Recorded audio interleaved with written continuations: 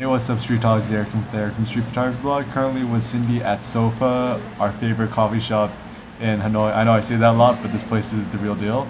So it's kind of this nice, dreary, moody, rainy day. It's our little refuge from the craziness of the week. And I just wanted to ask Cindy a few questions. Okay. Um, I'm so, shy. so first of all, Cindy, tell us what you've been doing with Haptic. Well, Haptic has been just a fun project for us to explore different ideas. It kind of started randomly when I was reading a bunch of books about history of the book and the materiality of things, and I study a lot about libraries and the importance of touching things, experience of being in a library, and in this new kind of digital world, this concept of materiality, of touching things that are tangible, is increasingly more important. And late one night at around 2 a.m., I was talking with Eric about what it means for something to be tangible, and that therein came the idea of haptic. I think you've been making a lot of really cool videos and shorts and doing more artistic things. What does it mean for you to be an artist? These are very hard questions early in the morning. Espresso chị nóng hay đá? Nóng. Cảm ơn ạ. We talked about hard questions in the easy morning, questions. Eric. Art as being a sense of play. How do you get inspiration from your little niece Amelia?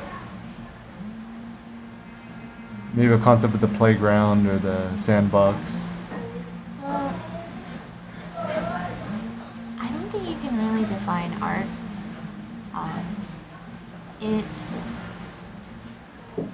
at times it feels purely self-centered.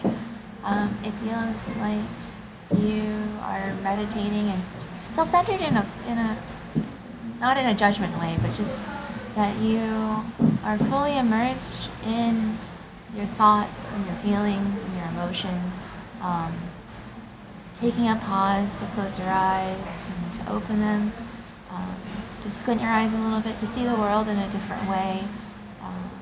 And in that way, it feels very meditative. On the other side is art is a way of communication as well, of what you want to share with the world, and that in itself makes it a very communicative or social process. And for me, I've never been good at fitting into one identity. I think that's where being, not necessarily being an artist, but maybe being a creator or being a creative person, just making things, is really important to me. It brings kind of some sense of meaning and order to all the random bits and pieces of thoughts that go in my mind. Cảm ơn. Espresso của chị sẽ xong ngay. Rồi, cảm ơn ạ. Look how beautiful is ginger tea. Ooh. Lovely. Does that make sense? Yeah. Or am I rambling? No, you're doing really well. What do you essentially want to give the world or share with the world?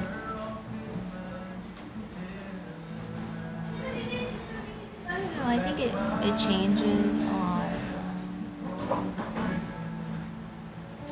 Is this in regards to my writing or with haptic or my research? Everything. Okay.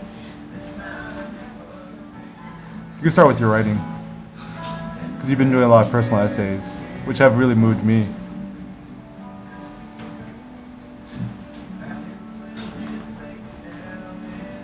I mean, I think that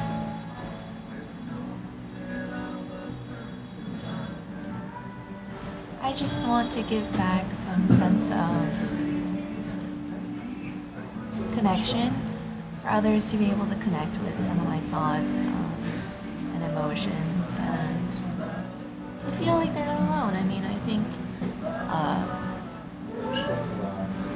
reflecting upon my childhood or reflecting upon just how much time I spent like thinking I was alone.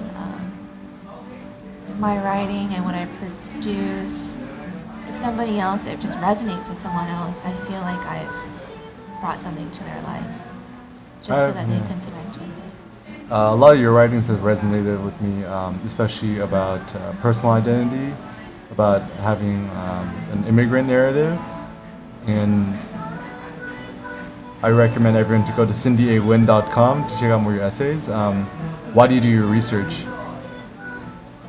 Because you're currently studying the history of the Vietnamese library. Why is that important in today's world where we have Google?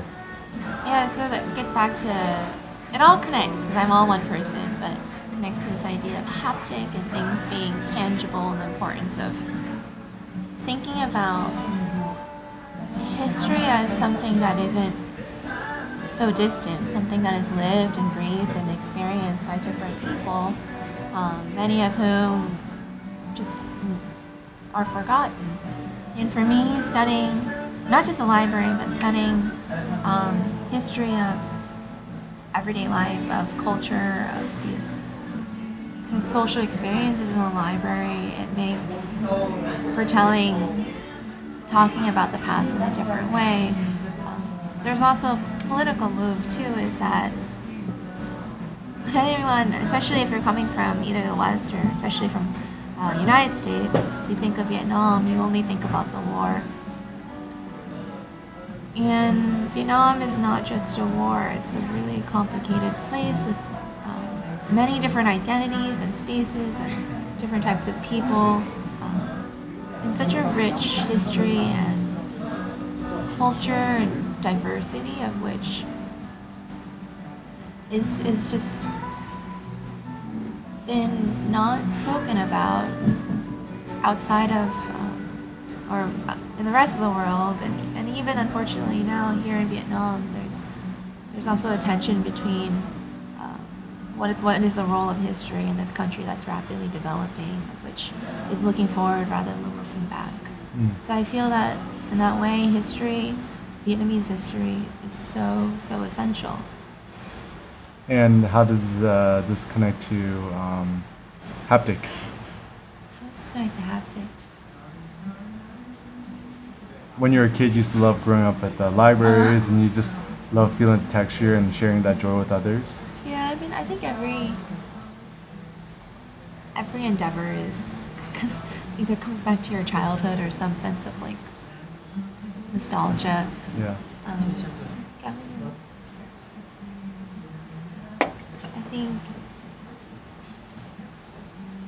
mean, if you can't already tell from how I speak, I'm quite the romantic.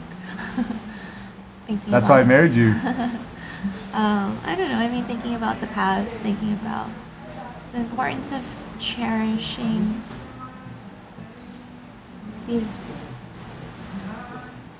little moments. I mean, that's why I love history, but for me, I study the library because it was a form of, it was the way in which a child could travel, right? And you can travel through different places and different times and get into the mindsets of different people through reading fantastical things, but also nonfiction as well, through images, through maps. It was, and still is, a way in which is to empower a child, a young person, any mind, at any age. And for me, studying the library gives it that sense of, I get to examine kind of the mysteries of the universe through how other people examine the mysteries of the universe in these libraries. And last question. So, for people watching this video, other fellow romantics or people who want to write more or create their own art projects or do wood carving, but maybe they don't have the confidence or courage in themselves, they're worried that, oh, people might think that they're self-centered or dumb or whatever. What kind of advice would you give to these fellow budding romantics?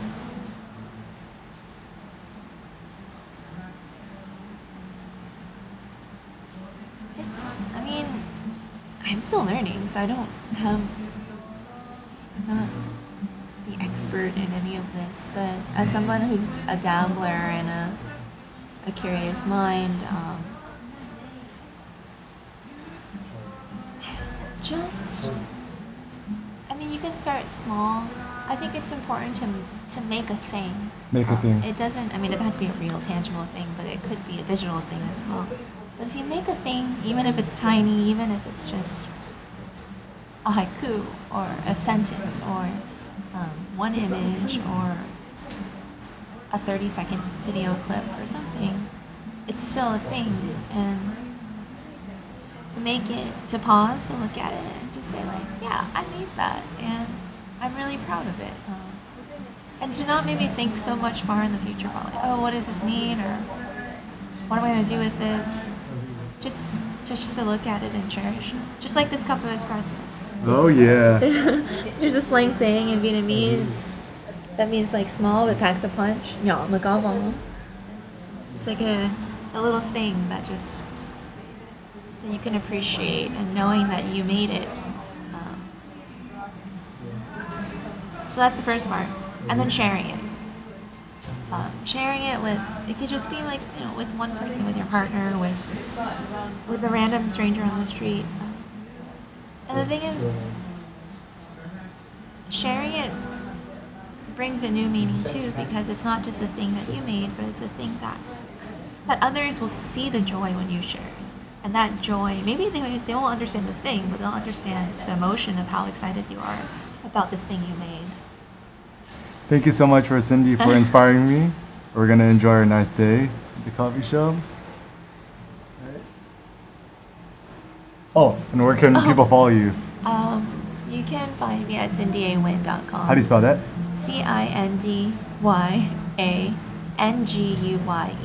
Why is there an A? It's my middle name. What is your middle name? And it means wisdom. Ah, nice. And how about your social media accounts? Instagram, Haptic Industries, or Twitter, Cindy A. Nguyen. Okay, thank you. Or also your Medium.